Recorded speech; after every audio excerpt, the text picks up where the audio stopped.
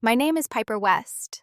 I'm 34 years old, and until recently, I was a senior operations analyst at a mid-sized logistics firm just outside Manchester. If you met me in the office kitchen, you probably wouldn't remember me. I'm not the loud one in meetings. I don't dominate conversations. I don't interrupt.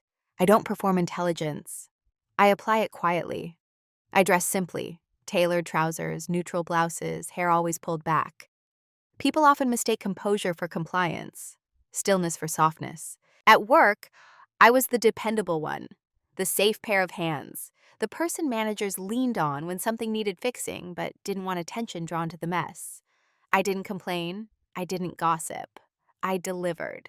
And because of that, I became invisible. Or at least that's what they thought. This story begins a few weeks before the Tet bonus season. Our company had a surprisingly large Vietnamese client base, and leadership had adopted the tradition of issuing substantial year-end bonuses aligned with Tet. It was one of the few times loyalty felt tangibly acknowledged. I wasn't thinking about office politics. I wasn't preparing for conflict. I was planning how to help my mother with her medical bills. And then, by accident, truly by accident, I opened an email that wasn't meant for me. It wasn't dramatic. No flashing red flags, no cinematic music swelling in the background. Just a forwarded thread left open on a shared conference room laptop after a budget review meeting. One subject line, my name, and a sentence I will never forget. We need to move quickly before bonus allocation is finalized. What followed wasn't rage. It wasn't tears. It was something colder, clarity. The email wasn't emotional. It was strategic, calm, structured. It outlined a plan to restructure responsibilities, to document performance inconsistencies, and to minimize financial exposure. In a plain language, they were preparing to push me out just before bonus season. No confrontation, no warning, no conversation. Just quiet removal. What shocked me wasn't the betrayal. It was the precision. And what surprised me even more was my reaction. Because instead of exploding or confronting anyone, I did something else. I closed the laptop. I sat back down at my desk, and I started paying attention. This is not a revenge story. No shouting matches, no dramatic takedowns, no miraculous last-minute rescues. This is a story about perception, about how easily competence becomes convenience, about how silence can look like weakness until it becomes a strategy. It's about what happens when the person everyone underestimates stops reacting and starts observing. Over the next few months, I learned more about power than I had in my entire career. Not loud power, not charismatic power, quiet leverage, the kind that doesn't announce itself, the kind that doesn't need applause, the kind that only reveals itself when it's too late to undo. I won't pretend I handled everything perfectly. I won't paint myself as a hero. But I will tell you the truth about what it feels like to discover that your stability is being quietly dismantled behind closed doors, and what it takes to respond without losing your dignity. If you've ever had the strange feeling that something was shifting around you, that conversations stopped when you walked into a room, that decisions were being made just outside your line of sight, then you'll understand this journey. And maybe, by the end of it, you'll ask yourself the same question I did. When someone mistakes your silence for weakness, do you correct them immediately, or do you let them keep believing it? If you asked anyone in my department to describe me back then, they would have used the same words: reliable, low maintenance, not political, and the one that always sounded like praise, but never quite was: Piper just gets on with it. Right? I wasn't the woman who pitched bold ideas in leadership briefings. I wasn't the one building alliances over Friday drinks. I didn't cultivate visibility. I cultivated systems. I knew which vendor would delay shipments by 2 days if invoicing wasn't pre-approved by 3 p.m. I knew which reporting template our finance director secretly preferred because it reduced his follow-up questions. I knew that if you wanted a cross-border customs issue resolved quietly, you didn't escalate. You called Min directly and referenced last quarter's reconciliation file. No one trained me to know these things. I simply paid attention. But attention is invisible work, and invisible work becomes expected work. Over time, I became the bridge no one acknowledged was holding the structure together. When managers transitioned out, I briefed their replacements. When client tensions rose, I drafted the emails that calmed them. When deadlines slipped, I absorbed the blame in meetings by reframing it as a process learning opportunity. I was never formally promoted into leadership, but leadership quietly relied on me. There is a peculiar loneliness in being indispensable but uncelebrated. Because indispensability does not protect you, It makes it convenient. And convenient people are easy to reposition. I remember a quarterly meeting about 18 months before the email incident. Our director was presenting performance metrics to the executive team. One slide featured a major efficiency improvement, one I had spent 6 weeks designing after noticing redundant routing patterns in our European lanes. My name wasn't on the slide. I didn't expect it to be. Still, when applause rippled around the room, I felt something small tighten in my chest. Not anger, just confirmation. I wasn't seen as the architect. I was seen as the assistant to the architect. The difference matters. In conversations, colleagues often spoke over me. Not maliciously, just reflexively. I learned to wait.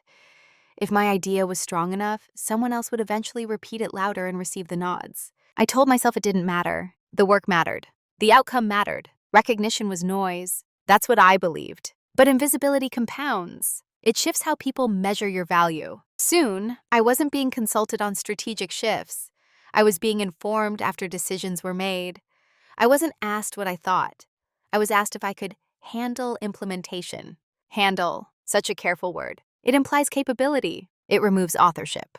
When new hires joined, I trained them. When they advanced faster, more charismatic, more confident in rooms I avoided, I congratulated them sincerely. I did not resent them. I resented my own predictability because I had allowed myself to become the stable background character in everyone else's career progression. Dependable, steady, replaceable. That last word never entered my conscious thoughts, but it entered theirs. And that is the danger of being perceived as calm in environments that reward noise. They begin to assume you will absorb anything, even erasure. Looking back now, I can see the pattern forming long before I ever saw that email. I can see the subtle recalibrations, the meetings I was no longer invited to. The projects were reassigned for development exposure. The language shifts from Piper will lead to Piper will support. At the time, I interpreted it as organizational change, growth, restructuring. I did not interpret it as positioning because I did not believe I was a threat to anyone. I wasn't ambitious in the traditional sense. I didn't want titles. I wanted stability, and perhaps that was my first miscalculation. In environments where bonuses are significant and headcounts are scrutinized before year-end, stability is expensive, and I had become very expensive. They didn't dislike me. That would have been easier. They simply recalculated me, and in their recalculation, I was no longer essential, just useful. And useful things, when budgets tighten, are often the first to be quietly removed. The irony? I was the one who could see inefficiencies others missed. I just hadn't yet turned that lens toward myself. At that time, I still believed loyalty was mutual. I still believed competence was protection. I still believed silence was neutrality. I had not yet understood that silence can also be interpreted as consent. And they believed I would consent to whatever was decided for me. They were wrong. I just didn't know it yet. The first cut was so small, no one else would have called it that. It happened on a Tuesday morning in early November, about 6 weeks before bonus allocations were finalized. We were in Conference Room B. Glass walls, too bright overhead lighting. The kind of room designed to look transparent while making everyone inside feel exposed. The agenda was routine: quarterly forecasting adjustments, projected shipping costs, and preliminary budget conversations for the new year. I had prepared a short analysis the night before. Nothing dramatic, just a risk projection showing how rerouting through Rotterdam instead of Antwerp could offset rising customs delays in Q1. It wasn't flashy, but it was practical. It would save money. It would stabilize timelines. When it was my turn, I spoke clearly, not loudly. I've never needed volume to structure a thought.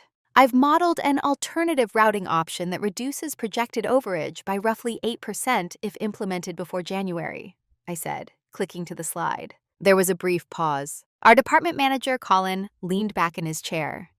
He said, interesting. Not good, not useful, not promising, just interesting. He turned toward Jason, newer, more animated, hired about 8 months earlier. What do you think? Colin asked him. Jason hadn't seen the model before. He skimmed the slide quickly. Yeah, diversification of ports makes sense, he said. We could probably explore that. Probably. Explore. My data had already been explored, but the room shifted toward him. Colin nodded thoughtfully. Right. Maybe you and I can look at that after this. You and I remember the sensation distinctly. Not anger, not humiliation, just a slight internal tilt, like something had moved a few millimeters off center. The meeting continued. My slides stayed on the screen for maybe 45 seconds total. No follow-up questions, no clarifications requested. Afterward, as people packed up laptops, Jason approached me casually. "Hey, could you send me that model?" he asked. "I'll tweak it a bit before call-in, and I'll review." Tweak, as if it were unfinished. I smiled politely. Of course. And I did send it, with all formulas intact. That afternoon, I overheard laughter from Colin's office. The door wasn't fully closed. "Good catch on the Rotterdam angle," Colin said. "That's the kind of proactive thinking we need more of." I didn't freeze. I didn't storm in. I simply kept typing. Because technically nothing had been stolen. There had been no confrontation, no dismissal, no insult. Just a subtle redirection of authorship. A minor administrative oversight. That's how it would be framed if I objected, so I didn't. Instead, I wrote the date down in my black notebook that evening. November 7th, Rotterdam model, credit redirected. I didn't yet understand why I wrote it down. It wasn't revenge. It wasn't evidence gathering. It was instinct. Something in me recognized that this wasn't isolated. It was a calibration. And calibrations happen gradually. Over the next few weeks, similar moments accumulated. An email I drafted was sent under someone else's name for client continuity. A report summary I prepared was introduced in a meeting without mention of its origin. A strategy call I wasn't invited to, even though I had built the tracking system being discussed. Each one is small. Each one is explainable. Each one is ignorable. And everyone ignored them. Even me. That's the uncomfortable truth. I rationalized every incident. Jason needs exposure. Colin is just delegating differently. Leadership dynamics shift. I told myself I was secure enough not to need validation. But security without recognition slowly morphs into erasure. And the most dangerous part? No one thought they were harming me, because I never objected. Silence is interpreted as agreement in professional environments. And I had mastered silence. One afternoon, our HR coordinator passed my desk. "Busy as always, Piper," she smiled. "Don't know what we'd do without you." It was meant kindly, but it carried an undertone I couldn't ignore anymore. People say that about printers, about shared drives, about the background infrastructure. Not about future leaders. By late November, I noticed something else. Colin had started scheduling one-on-one meetings with most of the team. Career check-ins, performance reflections, growth conversations. Mine was postponed twice. "Crazy week," he said casually. "We'll catch up soon." We didn't. At the time, I told myself it didn't matter. My performance metrics were strong. My client retention rates were the highest in the department. My error margin was nearly non-existent. Metrics speak, or so I believed. What I didn't yet understand was that metrics are only powerful when the narrative supports them. And somewhere quietly, a different narrative was forming about me. Not underperforming, not problematic, just redundant. The first small cut isn't meant to wound deeply. It's meant to test your reaction, to see if you'll defend the boundary. I didn't. And in my restraint, they learned something. They learned that I would absorb. They learned that I would adjust. They learned that I would not escalate. What they didn't realize was that what I was watching, and once I start watching, I don't forget patterns, not even small ones, especially not small ones. There's a phase in workplace dynamics that rarely gets discussed. It's the space between the first small cut and open displacement, the normalization phase, where what once felt unusual slowly becomes routine. After the Rotterdam incident, I told myself to be less sensitive. That word, sensitive, has a way of silencing women faster than any formal reprimand. So when my meeting invites began arriving later than everyone else's, I didn't question it. When deadlines shifted without my input, I adapted. When I was introduced in cross-functional calls as supporting operations, I nodded and carried on. It wasn't a dramatic demotion. It was linguistic erosion. And linguistic erosion is powerful. In early December, we had a strategy alignment session with the finance team. I had built the forecasting dashboard being used to justify budget requests. It tracked lane profitability, vendor volatility, and quarterly fluctuation risk. It was complex, but clean. When the screen share began, my dashboard appeared. Jason was presenting. I hadn't been told he would. He stumbled slightly through the explanation, mispronounced one of the regional labels, and skipped over the predictive variance model entirely. I waited. I assumed he would invite me to clarify. He didn't. At one point, the CFO asked, "And how confident are we in this volatility adjustment?" Jason hesitated. I leaned forward slightly, prepared to speak, but Colin jumped in. "We're comfortable with it," he said. "The team's validated the numbers. Yes." The team, not me. The call moved on. No one noticed that the person who built the system hadn't spoken. Or perhaps they noticed and didn't consider it important. Afterward, I sent Jason a short message. If helpful, I can walk you through the predictive variance layer before next time. He replied almost immediately. All good for now, but thanks. All good. The phrase lingered with me, because it wasn't all good. The dashboard wasn't being fully understood. Adjustments were being made without awareness of downstream impacts. And yet my role was shrinking to maintenance rather than stewardship. Still, I stayed quiet. I told myself this was temporary, that visibility fluctuates, that I didn't need to assert ownership over every deliverable. There is a particular pride in being self-sufficient. I mistook that pride for strength. In truth, it was avoidance. Around mid-December, HR circulated a reminder about performance documentation ahead of bonus calibration.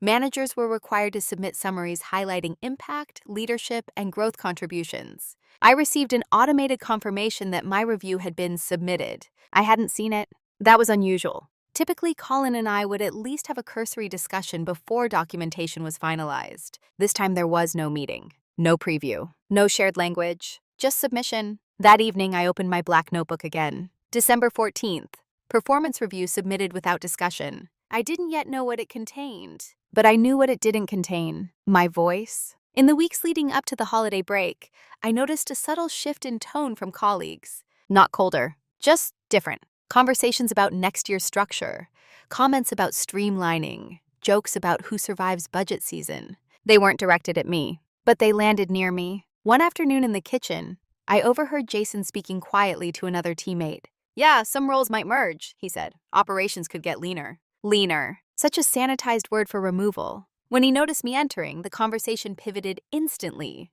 to holiday plans. I smiled, poured my tea, said nothing. Here's the uncomfortable part.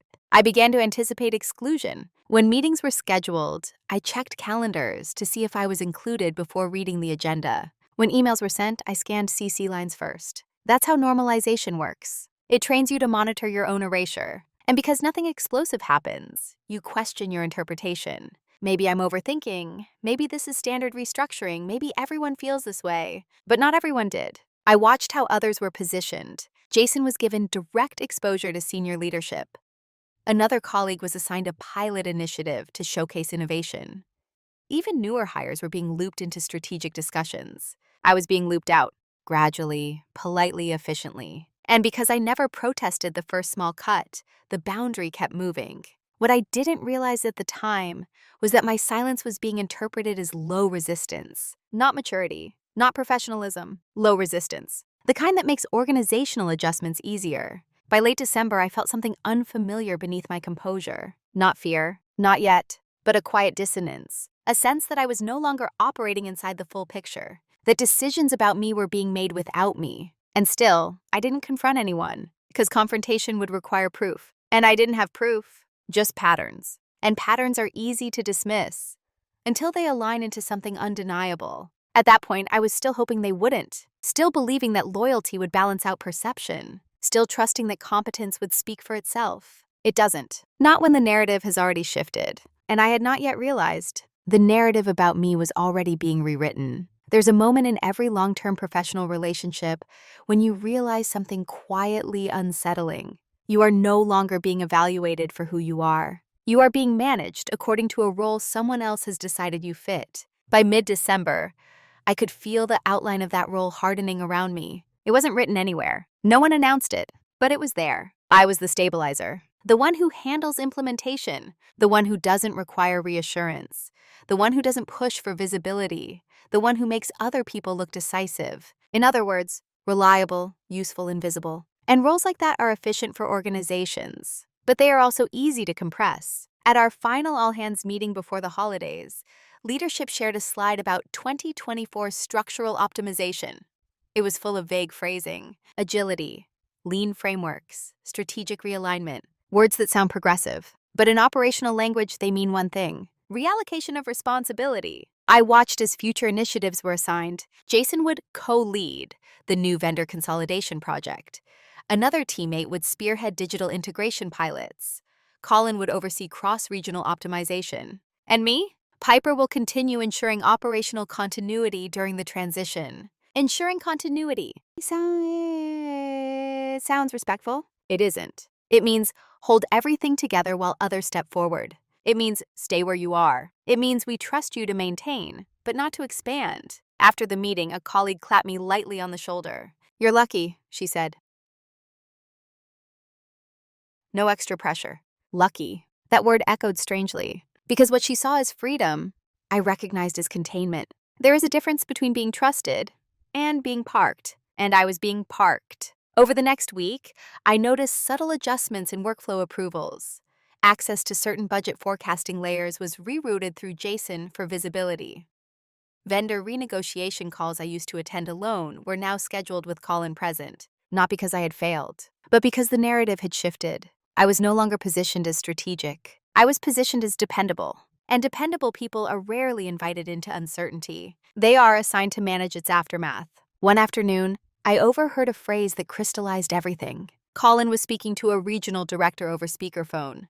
I wasn't meant to hear it. My desk was simply too close. "Piper's great for execution," he said, "but we need stronger forward-facing leadership energy going into next year." Forward-facing leadership energy. It wasn't criticism. It was categorization. In that single sentence, my ceiling had been defined. Execution, not leadership, not growth, not direction. Execution. That's when I understood something fundamental. I had allowed my strengths to be simplified. I had become so proficient at solving problems quietly that no one associated me with shaping direction. And once an organization assigns you an identity, it becomes easier for them to justify changes around that identity. If you're support, you can be consolidated. If you're execution, you can be redistributed. If you're continuity, you can be replaced with automation. Roles like mine don't spark alarm when budgets tighten. They are viewed as adaptable, and adaptable often means expendable. The unsettling part wasn't anger, it was recognition. I saw clearly that I had participated in this shaping. Every time I let someone else present my work, every time I avoided clarifying ownership, every time I prioritized harmony over authorship. I reinforced the role. I taught them how to see me, and now they were acting accordingly. In the final week before the holiday break, Colin stopped by my desk. "Appreciate you holding things steady," he said casually. "Big changes next year, but you're rock solid." Rock solid. Immovable, static, foundational. Foundations don't get promoted. They get built over. I smiled. "Of course," I replied. And in that moment, something quiet shifted inside me. Not resentment. Awareness. Because if I were being assigned a role without my input, then I needed to understand the full architecture of that assignment. Who benefits from my staying where I am? Who benefits from me not expanding? Who benefits from repositioning me? The answers weren't emotional. They were structural. And structures leave patterns. That night, I opened my black notebook again. December 21st. Execution, not leadership. Continuity role confirmed. For the first time, I didn't just record events. I began asking questions. Not about fairness, about leverage. Because if I were being placed into a box, I needed to know who built the box and why. I didn't yet know that within days, I would accidentally glimpse the blueprint. But I could feel it. The role had been assigned, the positioning was underway, and I was being quietly prepared for removal, while everyone assumed I would remain calm, compliant, and grateful. They were half right. I would remain calm, but compliance was no longer guaranteed. The day I saw the email, nothing about the morning felt unusual. It was gray outside, low winter clouds pressing against the office windows, the kind of light that flattens everything into the same shade of muted silver. Half the team was working remotely before the holiday slowdown. The building was quieter than usual. I had booked conference room B to review year-end reconciliation figures before final submission. The shared laptop was already open when I walked in. Someone had clearly just used it. I remember thinking, mildly irritated, that people never logged out properly. I moved the mouse to wake the screen, and there it was. An email thread is still open. Subject line, Q1 restructure, timing considerations confidential. My name was in the second message, not highlighted, not bolded, just there. We need to move quickly before bonus allocation is finalized. It's cleaner from a cost perspective. Cleaner. I didn't sit down immediately. I stood still. There is a peculiar silence that fills your ears when you realize you are reading something not meant for you. It's not dramatic. It's not loud. It's internal. I scrolled. The thread was between Colin, HR, and a regional director. The language was controlled, strategic, almost polite. Given Piper's skill set, we can frame this as role consolidation rather than termination. Documentation will need to reflect performance plateau rather than deficit. Recommend execution before TET disbursement to avoid additional liability. Liability. I read that word twice. They weren't angry with me. They weren't dissatisfied. They were calculating. My removal wasn't emotional. It was financial. And it was timed before bonus allocation. As I sat down slowly, my hands weren't shaking. That surprised me. There was no rush of humiliation, no urge to cry. Instead, something much colder settled in. Pattern recognition. Every postponed one-on-one. Every meeting I was excluded from. Every rephrased introduction. It wasn't random. It was preparation. The role I had been assigned, execution, continuity, rock solid, had a purpose. It positioned me as stable enough not to resist, quiet enough not to disrupt, replaceable enough to justify consolidation. And I had cooperated perfectly. I closed the email, not dramatically, just a simple click. Then I logged out of the laptop, and I opened my notebook. December 27th, email discovered. Execute before TET disbursement. Performance plateau narrative. I didn't confront anyone that day. I didn't send a defensive email. I didn't storm into Colin's office. I didn't screenshot the thread. Instead, I finished reviewing the reconciliation figures because something inside me had shifted from reaction to observation. Anger would have been expected. Panic would have been understandable, but neither would have served me. They believed I didn't know. That belief was now my advantage. For the first time in months, I felt steady. Not because I was safe, but because I had clarity. Clarity removes confusion. Confusion is destabilizing. Clarity is stabilizing. And I needed to be stable. I replayed the phrase in my mind. Performance plateau. It was clever. Not underperformance, not misconduct. Plateau. It implied stagnation, lack of growth, diminished future potential. It was a narrative that justified removal without villainizing anyone. And narratives are powerful in corporate settings. They shape documentation. Documentation shapes outcomes. If I reacted impulsively, I would confirm instability. If I stayed unaware, I would be removed quietly. But if I remained calm, I could map the architecture of the decision. That afternoon, I observed more carefully than I ever had before. Who was meeting with whom? What documents were being updated? Which shared folders had recent activity? Not obsessively, systematically. I wasn't hunting for revenge. I was identifying leverage. There's a profound difference. Leverage doesn't shout. It doesn't threaten. It doesn't retaliate. It waits. By the time I left the office that evening, nothing outwardly had changed. I said goodbye to colleagues. I responded to emails.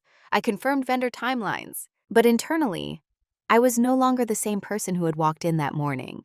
Before the email, I still believed I was part of the long-term plan. After the email, I understood I was an expense to be minimized. That understanding stripped away illusion. And without illusion, decisions become cleaner. Driving home, I didn't play music. I let the quiet stretch. Not to dramatize the moment, but to think. If they intended to execute before bonus allocation, they were operating on a timeline. Timelines can be studied. Studied timelines can be disrupted, not through confrontation, through precision. For the first time, I asked myself a question I had avoided for years. If I stopped trying to be agreeable, what would happen? Not aggressive, not vindictive, just no longer agreeable. Because agreement had not protected me. Competence had not protected me. Silence had not protected me. Only awareness would. That night, I placed my notebook on my bedside table. I didn't feel betrayed. I felt instructed. They had shown me how they think. Now I needed to decide how I would respond. And I would respond, just not the way they expected. The week after I read the email, I became quieter. Not withdrawn, not cold, just precise. Before, my silence had been habitual. A personality trait. A coping mechanism shaped over years of preferring observation to interruption. Now it was intentional. And intention changes posture. I returned to the office after the holiday break exactly as I always had. Early, composed, carrying my black notebook and a reusable coffee cup. I greeted reception. I asked Jason about his trip home. I reviewed vendor updates. Nothing in my tone shifted. But internally, I had stopped assuming goodwill. That distinction is subtle. You can operate politely without assuming alignment. And that's what I began to do. Colin scheduled my postponed one-on-one for the second week of January. New Year reset, he said in the calendar invite. I accepted. When I entered his office, he smiled the way managers do when they are about to deliver something carefully structured. Piper, you've been a cornerstone for this team, he began. Cornerstone again. Foundational. Static. I do think, though, that next year we'll be looking at expanding leadership presence across the department. He continued.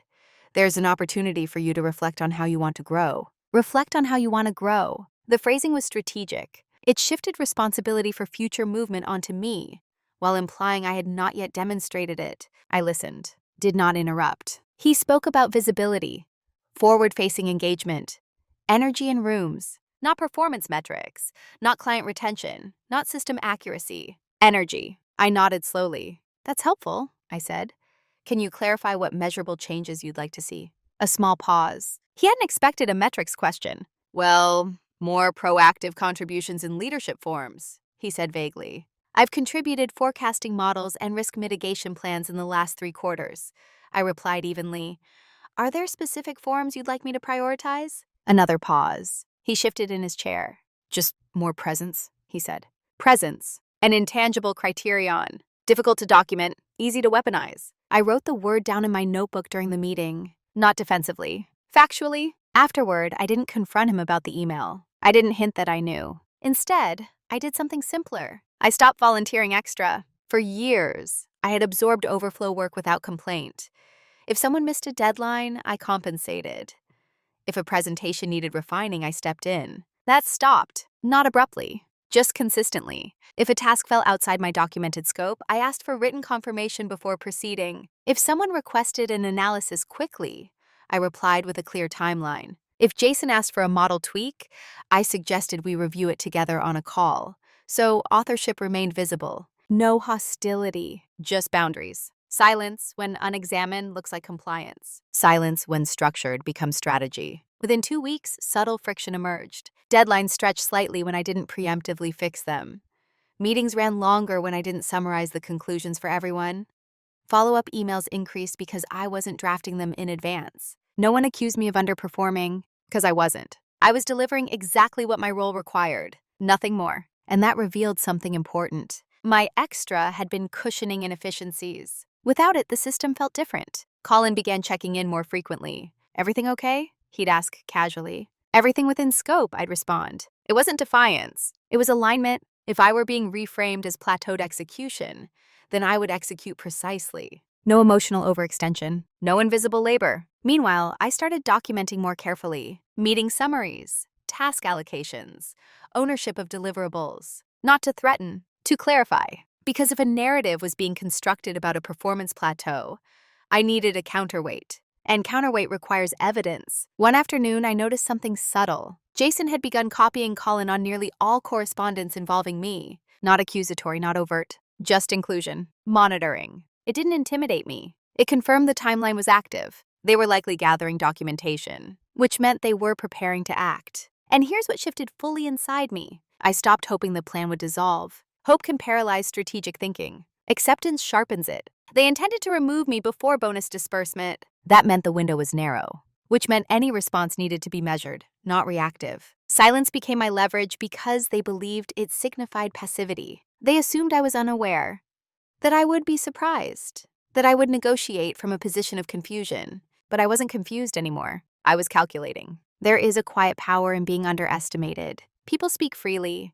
They reveal assumptions. They move prematurely. And when they do, you learn more than they realize. By late January, I had gathered enough clarity to see the contours of their strategy. But they had not yet seen mine, and that asymmetry was growing. They thought silence meant surrender. They didn't yet understand. Silence can also mean preparation. Preparation doesn't always look like action. Sometimes it looks like routine. That was my advantage. From the outside, nothing about me had changed.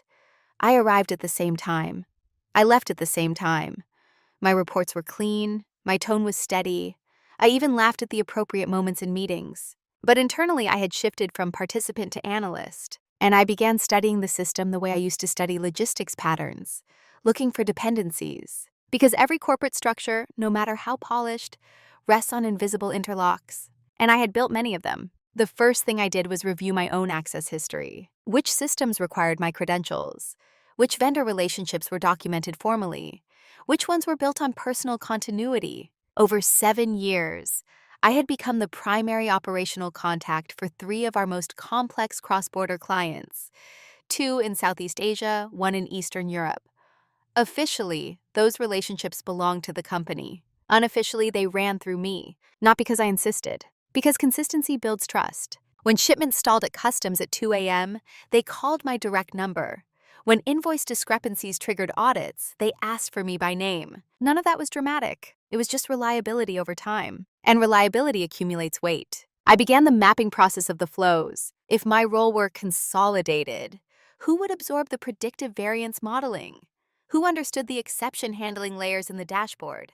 Who knew which vendor contracts had informal extensions negotiated verbally last spring? Jason understood the presentation layer. He did not understand the architecture. Colin understood the budget strategy. He did not understand system mechanics. HR understood documentation. They did not understand the client's nuance. I wasn't irreplaceable. No one is. But I was expensive to replace quickly. And timing was their constraint. They wanted to execute before the TET bonus disbursement. That meant minimal disruption, minimal escalation, minimal financial risk. I began quietly reinforcing visibility without appearing defensive. In vendor emails, I started summarizing historical context explicitly. As discussed in our March 2023 variance call, in alignment with the Rotterdam adjustment model implemented in November, I CC'd broader distribution lists, not aggressively, just inclusively. Documentation became structured. Ownership became timestamped, not accusations. Clarity. Meanwhile, I requested access logs for system optimization purposes. It wasn't unusual. I often ran efficiency audits in Q1. This time I reviewed them differently. I identified which processes had no secondary owner. Which client portals did I only update? Which forecasting sheets are auto-fed into executive dashboards without others realizing their source? Not as leverage to sabotage, but as leverage to understand impact. Because if they intended to frame my departure as a smooth consolidation, I needed to know whether smooth was possible. The answer was not immediately. That knowledge changed my posture further. I wasn't cornered. I was central. But centrality only matters if acknowledged. So I began adjusting one more thing. Communication cadence. Previously, I responded to internal emails within minutes. I preempted follow-ups. I anticipated needs before they were articulated. Now I respond within documented service windows. Professional, reasonable, measured, and small inefficiencies began surfacing. Jason once forwarded me a client complaint asking why a weekly variance report was delayed. It wasn't delayed. He had pulled the wrong tab from the dashboard. I scheduled a brief call and walked him through it, politely. Afterward, I summarized the correction in an email to him and Colin. Not blame, process clarification. These moments accumulated quietly. They revealed something leadership hadn't calculated fully. My value wasn't just execution. It was institutional memory. And institutional memory cannot be downloaded overnight. By early February, something subtle shifted in tone. Colin's emails became more cautious. Requests for documentation increased. Jason began double-checking numbers before presenting. The system felt watchful, as if they sensed friction, but couldn't yet identify its source. They still believed I was unaware of the broader plan, which meant they were operating under incomplete information. That asymmetry remained my advantage. One evening, as I reviewed vendor communications, I noticed an upcoming contract renegotiation with our largest Southeast Asian client scheduled for mid-February. The projected revenue tied to that account significantly influenced year-end performance metrics. And that account trusted me directly. Not the title, not the department. Me. I didn't plan to weaponize that trust, but I recognized its weight. If removal occurred before the renegotiation stabilized, the ripple effects would be measurable. Not catastrophic, but measurable. And measurable risk complicates clean execution. For the first time since reading the email, I allowed myself a small private acknowledgement. They had miscalculated. Not my competence, my awareness. Because once you know you are being repositioned, you stop behaving predictably. You begin reinforcing structural truths others overlook. By the second week of February, I had a clear map. My documented performance remained strong. My process ownership was broader than leadership had fully internalized. Client continuity was person-linked, not role-linked. The timeline before bonus allocation was tightening. I didn't feel triumphant. I felt prepared. Preparation is quiet. It doesn't celebrate. It simply waits for alignment. And alignment was approaching. They believed I was plateaued in execution. They didn't realize I had become strategic continuity. And strategic continuity is much harder to remove quietly, especially when the person holding it knows exactly how the architecture fits together. The real leverage didn't come from anger. It came from reading carefully. Mid-February, I scheduled a routine preparation call with Min, our primary contact for the Southeast Asian account. We had worked together for nearly 4 years. He valued precision, disliked corporate theatrics, and appreciated clarity over charm.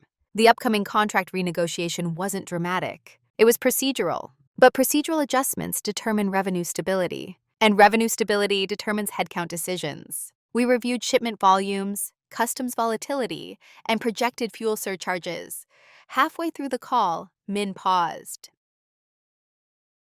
"Piper," he said casually, "will you still be our contact next quarter?" The question was neutral, but it wasn't random. "I don't have any changes on my side," I replied evenly. "Why do you ask?" A small silence. "Someone from your company reached out last week," he said, introducing themselves as supporting operations continuity moving forward. Supporting operations continuity. The phrasing was familiar. "Jason." I kept my voice steady. "Understood. That's part of internal alignment. I'll ensure clarity before renegotiation." We moved on, but internally something crystallized. They weren't just documenting, they were positioning externally, testing transition acceptance before removal. That detail mattered more than the email, because external positioning introduces risk. If a client senses instability before contractual renewal, they renegotiate harder. They demand concessions. They reduce commitment. And this particular account represented a significant percentage of projected Q1 performance. I ended the call calmly. Then I opened revenue projections. If the renegotiation faltered, quarterly targets would dip enough to affect leadership optics. Not catastrophically, but visibly. And visibility is uncomfortable before bonus distribution. That afternoon, I reviewed the email thread again, this time from memory. Execute before TET disbursement to avoid additional liability. Liability. What they hadn't fully accounted for was counter-liability, not legal, operational. If my removal introduced measurable client instability before bonuses were finalized,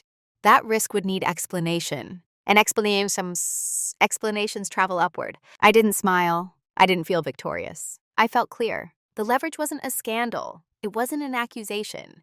It wasn't an exposure of wrongdoing. It was timing. They needed clean removal. Clean removal required a smooth transition. Smooth transition required client confidence. Client confidence, at least in this case, still ran through me. That was the quiet reveal, not dramatic power. Structural dependency. The next day I did something small. I requested that all external communications regarding the Southeast Asian renegotiation include me directly to ensure continuity and accuracy. It was a reasonable request. No one objected. In the following week, Jason attempted to lead a preparatory call without me present. Min declined the scheduling proposal. He wrote politely, "Please confirm Piper will attend. We prefer historical consistency for this discussion." The email was forwarded to Colin. No commentary, no blame, just a preference. That single line shifted internal posture more than any confrontation would have. I could sense it.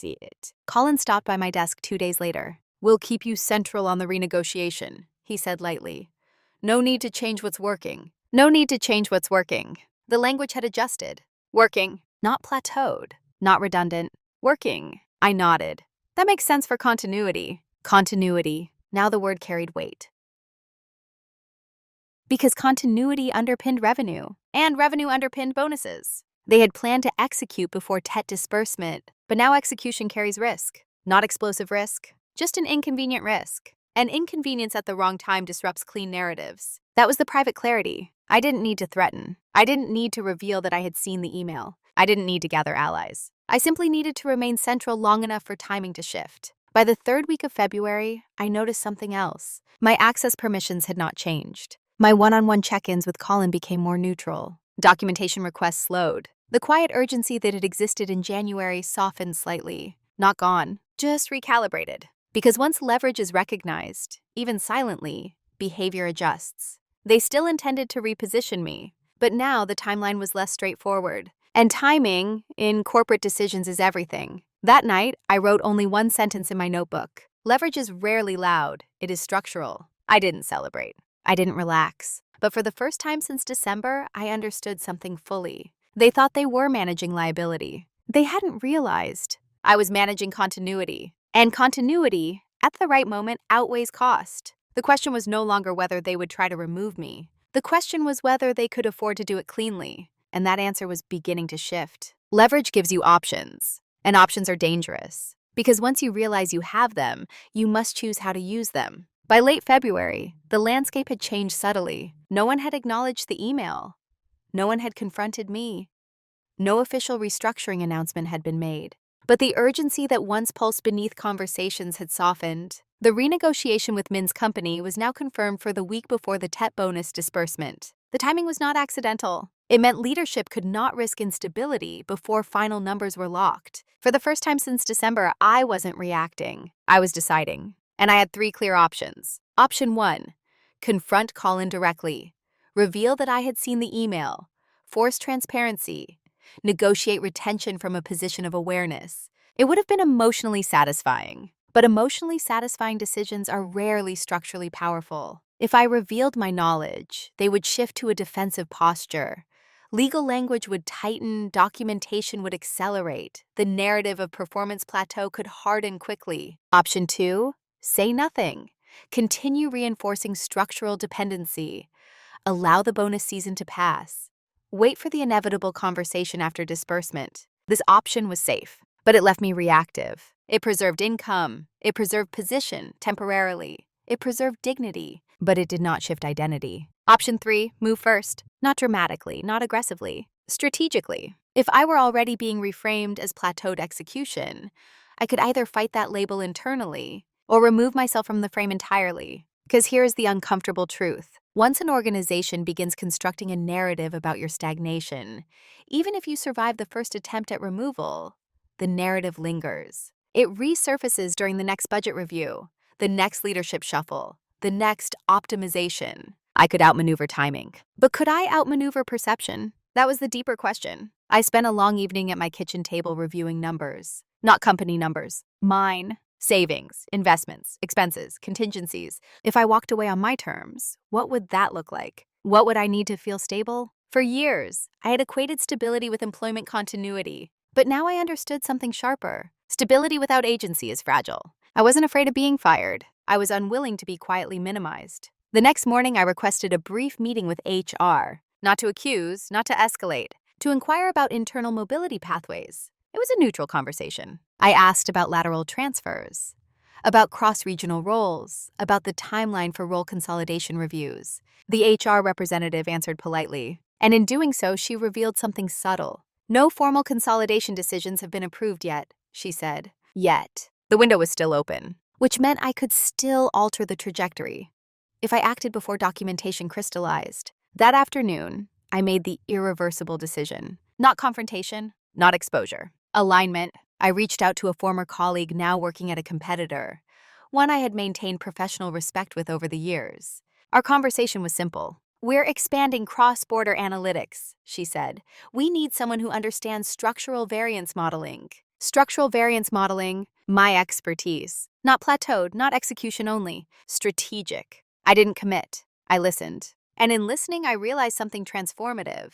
The narrative about me inside my company was not universal. It was local, constructed within a specific power structure. Outside of it, my experience read differently. That recognition dissolved the last thread of internal obligation I had been holding. I didn't owe them silent endurance. I owed myself clarity. The following week, I finalized 2 things quietly. I secured a written confirmation that I would lead the Southeast Asian renegotiation call. I initiated formal interview discussions externally, not as a threat, as a parallel preparation. Because if they believed I would wait passively for their timeline, they misunderstood me. By choosing to move first, carefully, invisibly, I shifted from potential casualty to active agent. The irreversible part wasn't submitting a resignation. Not yet. It was psychological. I detached. I stopped needing their validation.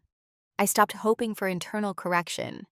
I stopped seeing my future as dependent on their recalibration. And once that detachment settled, I felt lighter, not reckless, not angry, just unbound. The renegotiation call went smoothly. Min reaffirmed commitment. Revenue stability was projected positively. Bonus allocation would proceed without disruption. And leadership could breathe easier. What they didn't realize was that I had already stepped outside the architecture they were managing. They were still calculating how to minimize liability. I was calculating how to maximize agency. There is a moment in every quiet dominance story where the protagonist stops trying to win the current game and starts designing a different one. That was mine. I didn't know exactly how the next few weeks would unfold, but I knew one thing with certainty. I would not be executed before TET disbursement, and I would not remain where my value was quietly diluted. They believed they were preparing to remove me. They hadn't yet considered I might remove myself first. Once the decision was made internally, everything became calmer, not because the situation was resolved, but because I no longer felt suspended inside someone else's timeline. The interviews progressed quietly. Video calls during lunch breaks.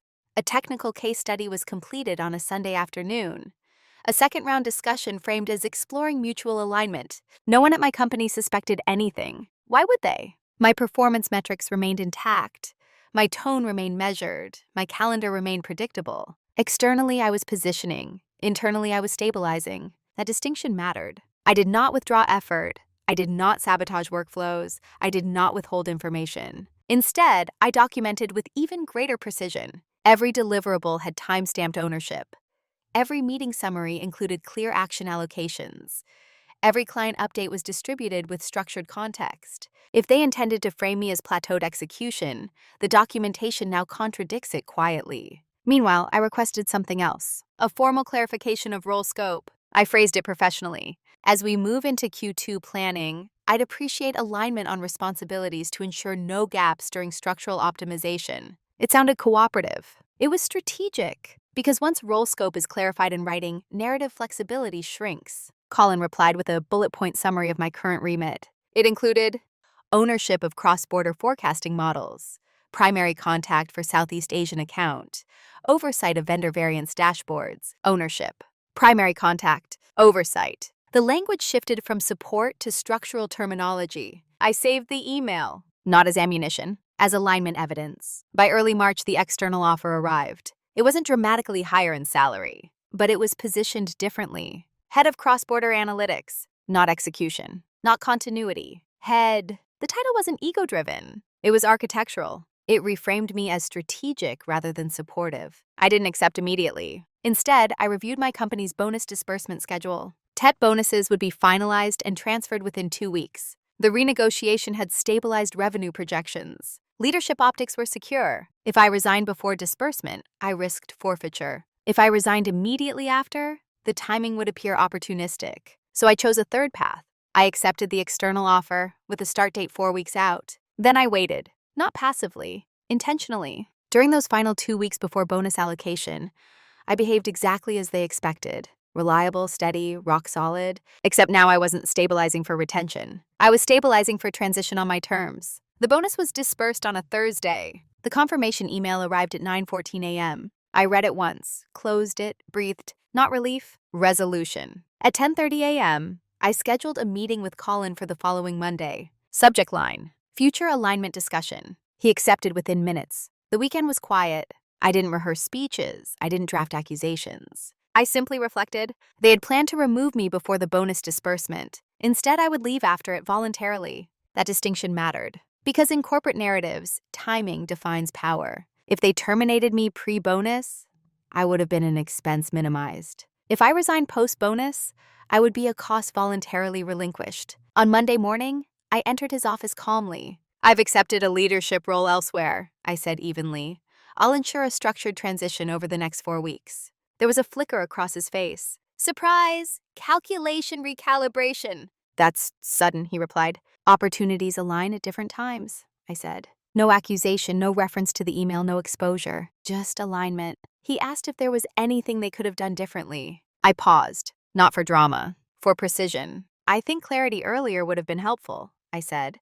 But I'm confident this is the right move. Clarity. A neutral word. One that carries weight without accusation. The conversation ended professionally. No raised voices. No defensive posture. No heated exchange. But something fundamental had shifted. They were no longer managing my exit. I was. Over the next few weeks, I transitioned the documentation meticulously, but I did not overextend. If they wanted structural knowledge transfer, they had to schedule it. If they wanted dashboard walkthroughs, they had to attend. The system felt heavier now, more dependent, because my departure was no longer theoretical. It was scheduled, and that's when the consequences began to surface. Not loudly, just structurally. They had planned for a quiet removal. They hadn't planned for a voluntary exit at peak continuity, and that difference would ripple, not explosively, but unmistakably. Consequences rarely arrive with noise. They arrive with questions. By the second week after I submitted my resignation, the atmosphere in the office had changed. Not dramatically, subtly. There were more calendar invites with the word handover,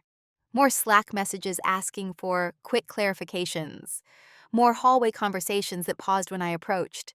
not out of secrecy, but recalibration.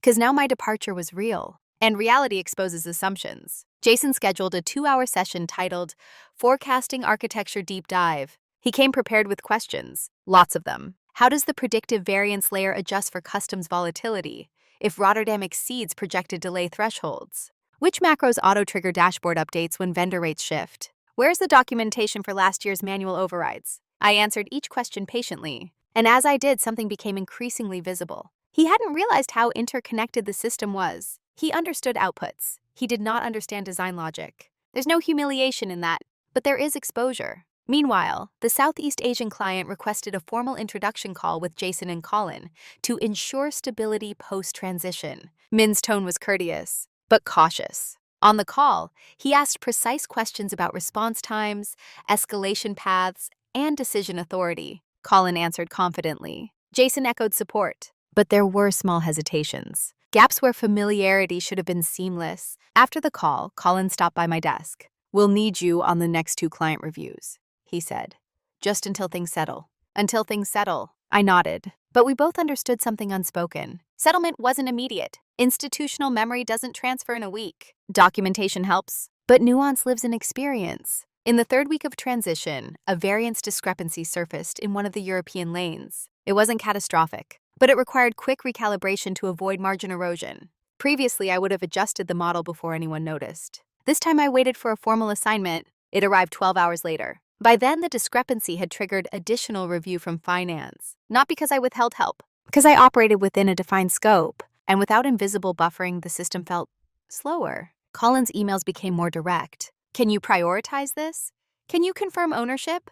Can you attend this review?" I attended. I clarified. I transitioned, but I did not preempt. The absence of preemption revealed its prior existence, and that realization altered internal posture more than any confrontation could have. One afternoon, I overheard a quiet exchange between Jason and HR near the printer. "I didn't realize how much she handled," he said softly. Not defensively, just surprised. That sentence alone told me everything. They had calculated my removal based on cost and narrative. They had not fully calculated the structural load. The week before my final day, Colin requested a brief private conversation. "I'll be honest," he said.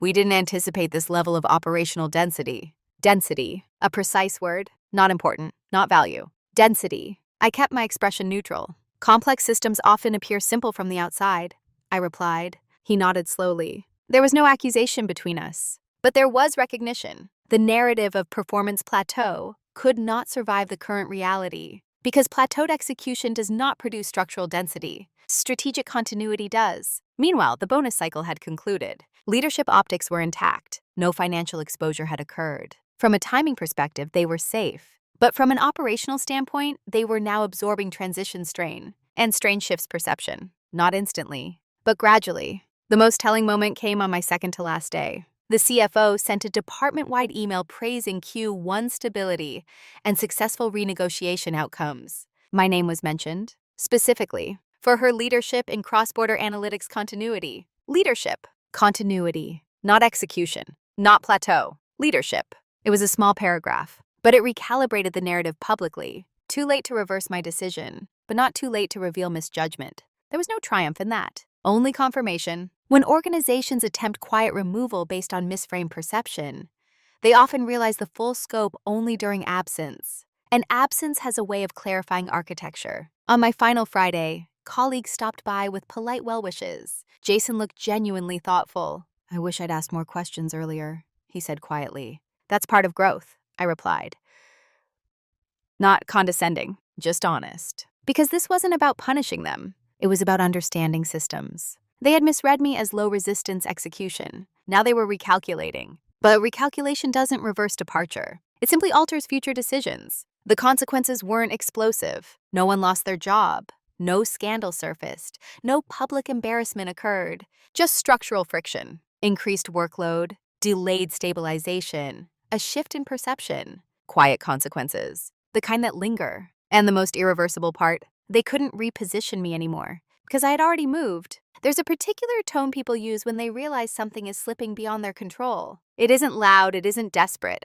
It's measured urgency. I heard that tone in the final week before my departure. Calendar invites multiplied. Quick sync. Clarification needed. Alignment check. Each one is polite. Each one is slightly tighter than before. Because transition reveals blind spots, and blind spots create discomfort. 2 days before my final day, Colin called an unscheduled department meeting. He framed it as a forward planning session, but the subtext was clear. We need stability. He asked Jason to walk through the forecasting dashboard live. Jason did his best. He explained surface layers confidently, but when questions drifted into predictive modeling thresholds and exception routing logic, his answers slowed. We're still refining that layer, he said carefully. Refining. It was already built. It just wasn't fully understood. I sat quietly, hands folded on the table. Not correcting, not rescuing. If clarification was required, it would be requested. After the meeting, Colin approached me. Would you mind drafting a comprehensive system map before Friday? He asked. Comprehensive. In 3 days. I considered the request. It wasn't unreasonable, but it revealed something important. They were trying to compress years of contextual accumulation into a document, and compression under pressure rarely preserves nuance. I can outline high-level architecture and known risk points, I replied. Full contextual depth would require phase transfer. Phased transfer, time they no longer had. That evening, I noticed a subtle shift in email tone from leadership. Less managerial, more conciliatory. Appreciate everything you've built. Your structure has been invaluable. We may not have articulated that clearly enough. Not apologies, but acknowledgments. Acknowledgement is what often arrives when correction is no longer possible. The following morning, HR requested a brief exit interview. Standard procedure. The questions were predictable. What influenced your decision? Was there anything we could have improved?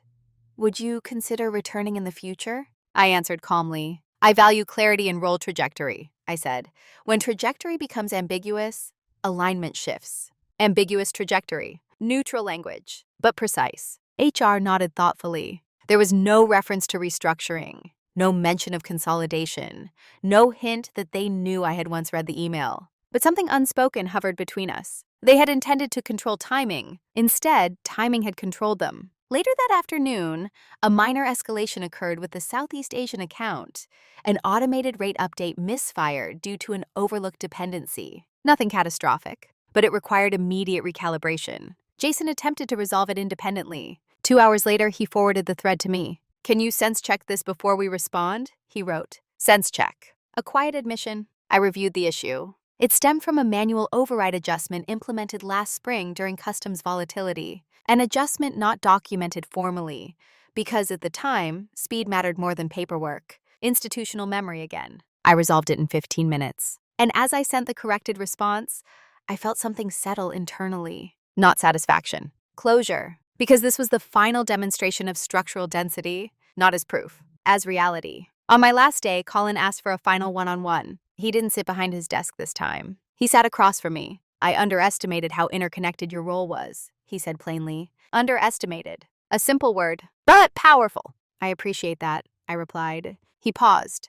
If circumstances had been different, he began, then stopped. We both understood the unfinished sentence. If circumstances had been different, perhaps they would have delayed restructuring. Perhaps they would have reframed the narrative sooner. Perhaps they would have recognized density earlier. But timing had passed. And timing once missed doesn't rewind. There's no tension on my side, I said calmly.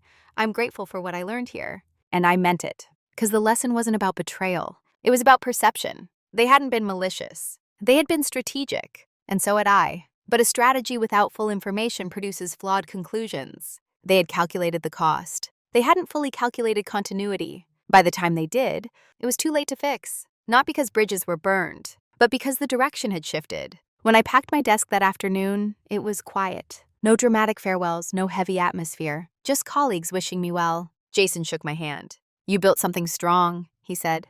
Maintain it intentionally, I replied.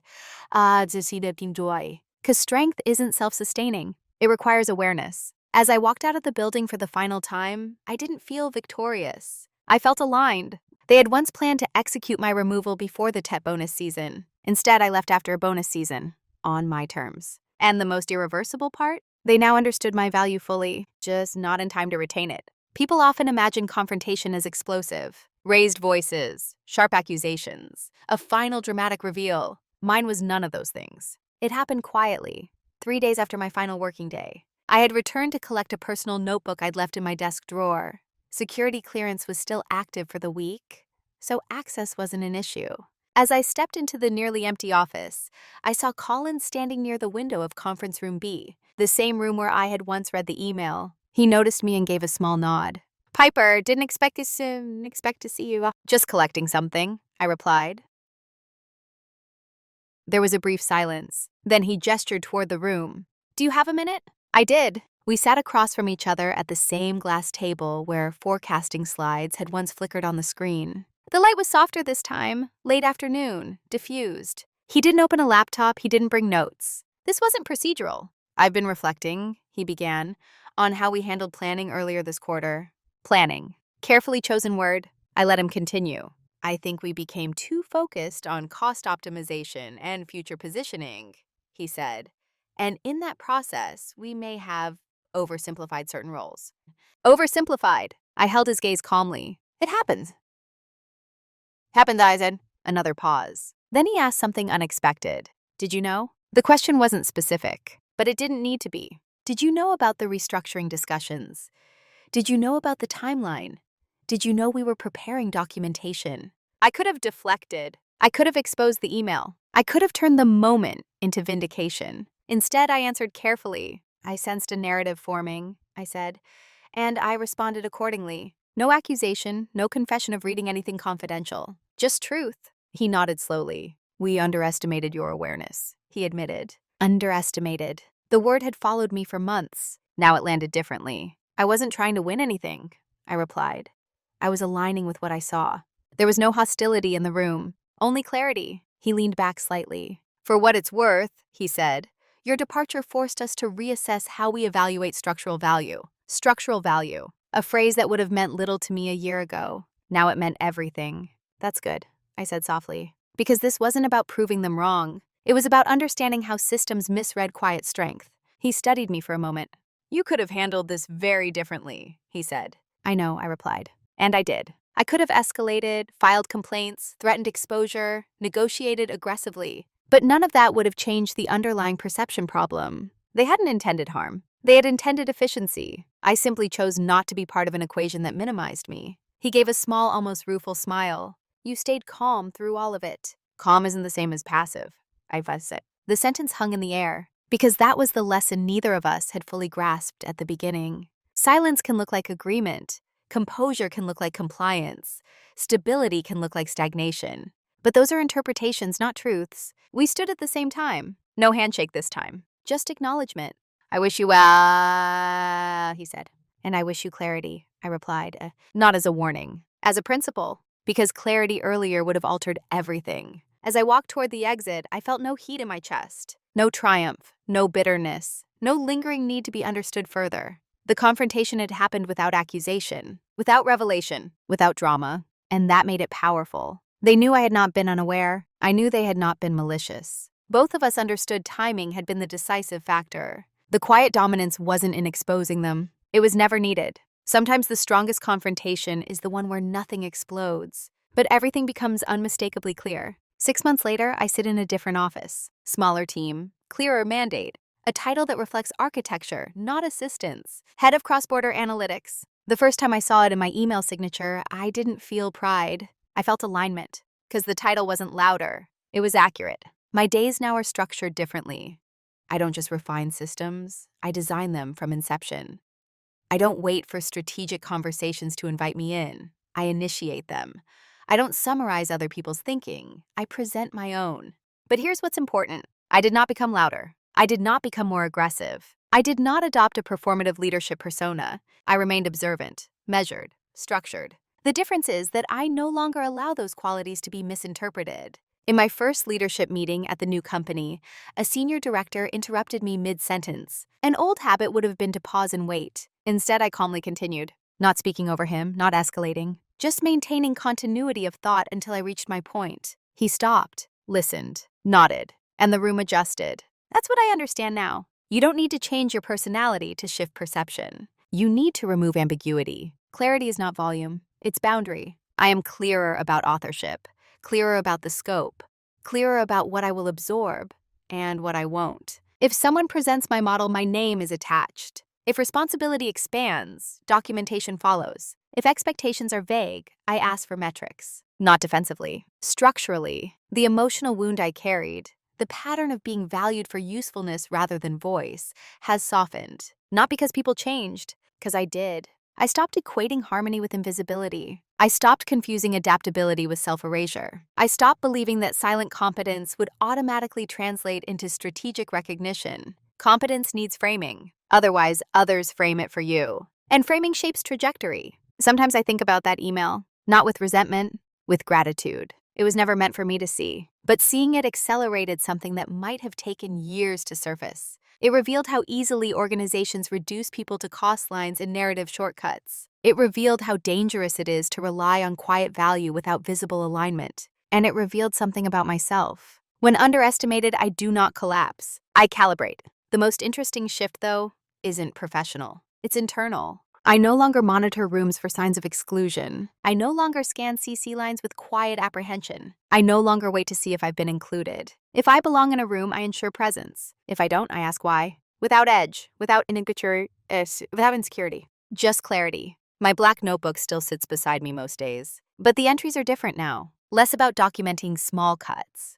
More about designing intentional moves. I didn't win against anyone. I didn't defeat a villain. I simply refused to remain inside a structure that had quietly minimized me. And I left before bitterness could take root. That part matters, because bitterness is heavy, and I wanted lightness. When I look back, I don't see a woman who was almost pushed out before bonus season. I see a woman who realized just in time that stability without agency is fragile. And I chose agency, calmly, strategically, irreversibly. I'm still quiet, but I am no longer invisible. And that difference changes everything. If you've stayed with me this long, you might be expecting a final dramatic twist, a confession, an exposure, a poetic reversal where someone publicly apologizes. There wasn't one. No scandal erupted. No executive was removed. No email thread resurfaced in a board meeting. The company continued. The department adapted. Life moved forward. And so did I. The power in this story was never about humiliation or revenge. It was about perception, about how easily quiet strength is mislabeled as passivity.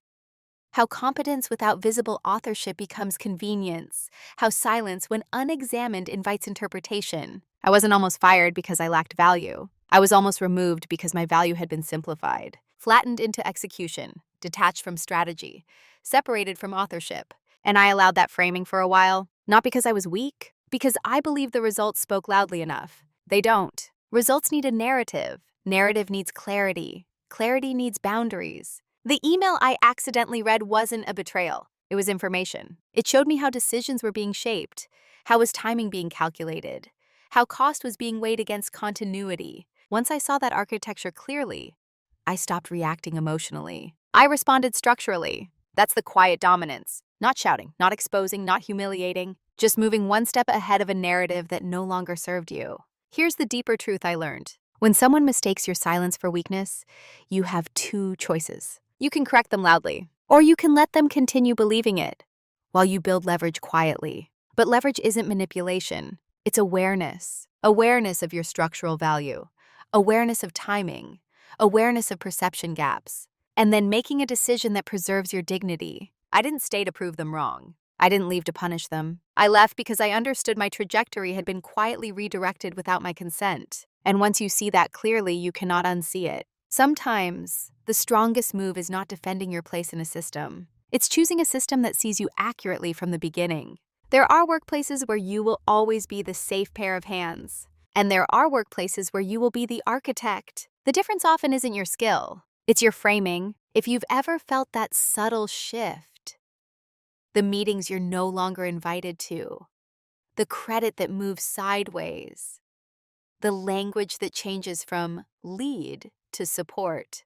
Pause, not to panic, not to retaliate, to observe. Ask yourself, are you being repositioned quietly? And if you are, will you wait for the decision to land on you? Or will you move first? I'd really like to hear from you. Have you ever discovered, quietly, that a narrative was forming about you behind the scenes? And if you did you confront it directly, or did you choose to move differently? Tell me in the comments. Because sometimes the calmest stories carry the sharpest lessons. And sometimes the quietest person in the room is the one redesigning the exit. Video hữu ích, hãy ấn like và đăng ký kênh để ủng hộ mình nhé. Chúng ta sẽ gặp nhau ở những video tiếp theo. Bye bye.